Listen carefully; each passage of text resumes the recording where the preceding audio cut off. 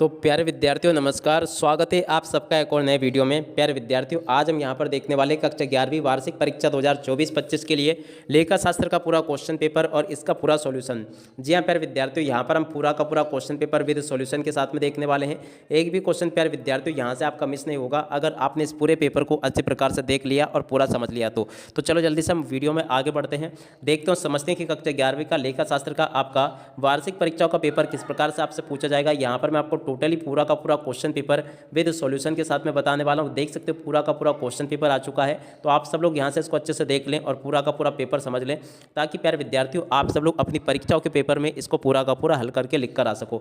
A to Z सभी के सभी क्वेश्चन और सभी क्वेश्चन के आंसर प्यारे विद्यार्थियों मेरे द्वारा यहाँ से आपको बताए जाएंगे। तो चलो जल्दी से हम आगे बढ़ते हैं वीडियो में, देखते हैं समझते हैं आपके पूरे पेपर को और इस पेपर के पूरे सॉल्यूशन को। तो देखिएगा इस प्रकार का पूरा पेपर होगा। कक्षा 11वीं वार्षिक परीक्षा 2024-25 के लिए ये लेखा शास्त्र का पूरा पेपर है, जिसके लिए आपको समय 3 घंटे का दिया जाएगा। इस प्रकार से आप लोग देख लीजिएगा, इस प्रकार का पूरा पेपर आपको परीक्षाओं में देखने को मिलने वाला है। अब चलो जल्दी से हम आगे बढ़ते हैं, समझते हैं आपके पूरे पेपर को और इसके पूरे सॉल्यूशन को।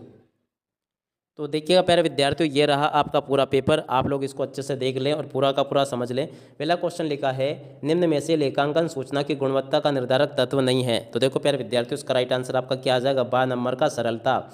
और दोहरा लेखा प्रणाली का आविष्कार किसने किया। तो देखो प्यारे विद्यार्थियों, इसका राइट आंसर आपका क्या आ जाएगा, लुकास पेसियोली ने किया। इसका राइट आंसर आ नंबर का होगा। अगला क्वेश्चन, प्रलेख जिसके आधार पर पुस्तकों में लेखा किया जाता है। प्रश्न नंबर 3 जो प्यारे विद्यार्थियों पूछा गया ना, इसका राइट आंसर यहाँ से आपको लिख देना प्रमाणक, इसका राइट आंसर होगा। तलपट है। प्रश्न नंबर 4 जो प्यारे विद्यार्थियों पूछा गया ना, शेषों की सूची है। तो देखो यहाँ से आपको क्या लिख देना, शेषों की सूची है तलपट, ठीक है ना। यहाँ तक के सभी क्वेश्चंस मैंने बता दिए। अगला क्वेश्चन पढ़ते हैं, मूल्यह्रास का संबंध है। तो देखो प्यारे विद्यार्थियों, मूल्यह्रास का संबंध किससे है। देखो इसका राइट आंसर आपका आ जाएगा स्थायी संपत्ति से है। अगला क्वेश्चन पढ़ते हैं, मजदूरी व वेतन को लिखा जाता है। देखो प्यारे विद्यार्थियों, मजदूरी व वेतन को किस में लिखा जाता है। तो देखो प्यारे विद्यार्थियों, इसको जो है ना व्यापार खाते में लिखा जाता है। इसका राइट आंसर ये आ जाएगा। आप सब लोग इसको देख लें और पूरा का पूरा समझ लें। अब अगला क्वेश्चन पढ़ते हैं, रिक्त स्थानों की पूर्ति कीजिए। तो देखो प्यारे विद्यार्थियों, रिक्त स्थानों की पूर्ति आपको कैसे करनी है। पहला क्वेश्चन, पुस्तक पालन में केवल घटनाओं का लेखा होता है। तो देखो प्यारे विद्यार्थियों, पुस्तक पालन में केवल और केवल आर्थिक घटनाओं का लेखा होता है। यहाँ पर आपको आर्थिक लिख देना है। और उसके बाद में देखो अगला क्वेश्चन देखते हैं क्या लिखा है, जीएसटी 1 जुलाई को लागू किया गया। तो देखो प्यारे विद्यार्थियों, जीएसटी 1 जुलाई 2017 को लागू किया गया। यहाँ पर आपको 2017 लिखना है। अगला क्वेश्चन पढ़ते हैं, व्ययों में भुगतान से पूंजी में होती है। तो देखो प्यारे विद्यार्थियों क्या होती है, यहाँ पर आपको लिख देना कमी होती है, ठीक है। अगला क्वेश्चन पढ़ते हैं क्या लिखा है, उचंत उदरत खाता एक खाता है। तो देखो प्यारे विद्यार्थियों, यहाँ से आपको लिखना है अस्थायी खाता है। क्या लिखोगे, अस्थायी खाता है, ठीक है। अब अगला क्वेश्चन पढ़ते हैं क्या दिया गया। यहाँ पर क्वेश्चन लिखा है, फर्नीचर क्रय का लेखा क्रय पुस्तक में किया जाता है, तो ये अशुद्धि होगी। तो देखो प्यारे विद्यार्थियों, ये जो अशुद्धि है ना, सैद्धांतिक अशुद्धि होगी। यहाँ पे क्या लिखोगे, सैद्धांतिक अशुद्धि। तो यहाँ से आपको सैद्धांतिक लिख देना होगा इस प्रकार से। तो देख सकते हो यहाँ तक के सभी क्वेश्चंस मैंने बता दिए। वर्ष के अंत में पूंजी में वृद्धि दर्शाती है। देखो प्यारे विद्यार्थी, वर्ष के अंत में पूंजी में वृद्धि क्या दर्शाती है, लाभ दर्शाती है। यहाँ पर आपको लाभ लिख देना है। अगला क्वेश्चन पढ़ते हैं, यहाँ पर आप लोग जोड़ी को देख लें। जोड़ी का मिलान आपके पेपर में परीक्षाओं में इस प्रकार से पूछा जाएगा। देख सकते हो जोड़ी का मिलान आपको कैसे परीक्षाओं में करना है। तो देखो प्यारे विद्यार्थियों, यहाँ से आप लोग जोड़ी को देख लीजिएगा। पहले नंबर की जो जोड़ी लिखी है ना, प्रविष्टि, तो देखो इसकी जोड़ी मिल जाएगी रोकड़ एवं बैंक स्तंभन वाली रोकड़ बही से, ठीक है ना। अब अगला क्वेश्चन सेकंड नंबर का जो दे रखा ना, इसकी जोड़ी का मिलान प्यारे विद्यार्थियों आपको कर लेना एक नंबर से, अग्रदायकता से, इससे और संपत्ति के मूल्य में घटबढ़। प्रश्न नंबर 3, तो देखो इसकी जोड़ी का मिलान आपको कर लेना उच्च वचन से। और उसके बाद में देखो प्रश्न नंबर 3, इसकी जोड़ी का मिलान आपको कर लेना है लाभ हानि से और आर्थिक स्थिति। तो देखो प्यारे विद्यार्थियों, 5 नंबर की जो जोड़ी लिखी है ना, इसकी जोड़ी का मिलान हो जाएगा आपका जी नंबर से, जिसमें कि लिखा चिट्टा। और उसके बाद में देखो आदत्त वे, छठे नंबर का क्वेश्चन। तो देखो प्यारे विद्यार्थियों, इसकी जोड़ी का मिलान आपको कर लेना किससे, डी नंबर से। और उसके बाद में देखो पूर्वदत्त वे, 7वें नंबर का क्वेश्चन। तो देखो इसकी जोड़ी का मिलान आपको कर लेना है ई नंबर से। देखो इस प्रकार से प्यारे विद्यार्थियों आप सब लोग जोड़ी के मिलान को पूरा कंप्लीट कर लो। यहाँ तक का ए टू जेड पूरा का पूरा मैंने आपको अच्छे प्रकार से बता दिया है। उसके बाद में देखो प्रश्न नंबर 4 में आपसे सत्य असत्य पूछे जाएंगे। आप सब लोग यहाँ से सत्य सत्य को देख लें और पूरा का पूरा इनको समझ भी लें। पहला क्वेश्चन पढ़ते हैं, वे व्यक्ति जो उदार माल क्रय करता है उसे लेनदार कहते हैं। तो देखो प्यारे विद्यार्थियों, ये वाला क्वेश्चन बिल्कुल आपका असत्य हो जाएगा। लेखांकन प्रमाप मौखिक विवरण होते हैं। तो देखो प्यारे विद्यार्थियों, ये भी आपका क्या हो जाएगा, असत्य हो जाएगा। अगला क्वेश्चन, खाते के दाएं पक्ष को जमा पक्ष कहते हैं। तो देखो ये भी आपका क्या हो जाएगा, असत्य हो जाएगा। अगला क्वेश्चन, क्रय पुस्तक में नगद व उधार क्रय का अभिलेखन किया जाता है। तो देखो ये भी आपका क्या होगा, प्रश्न नंबर 4 ये भी आपका असत्य होगा। अगला क्वेश्चन, क्षतिपूरक अशुद्धियों का प्रभाव तलपट पर नहीं पड़ता। तो देखो ये भी आपका क्या हो जाएगा, 5वें नंबर का, ये भी सत्य होगा। उपार्जित आय व्यापार का दायित्व है। तो देखो ये भी आपका असत्य होगा। देख सकते हो यहाँ तक के सभी क्वेश्चन और उन क्वेश्चन के आंसर मैंने आपको बता दिए। उसके बाद में देखो यहाँ पर आपसे एक वाक्य फिर एक शब्द में उत्तर पूछे जाएंगे, तो आप सब लोग इनको भी देख ले और अच्छे प्रकार से इनको भी याद कर ले।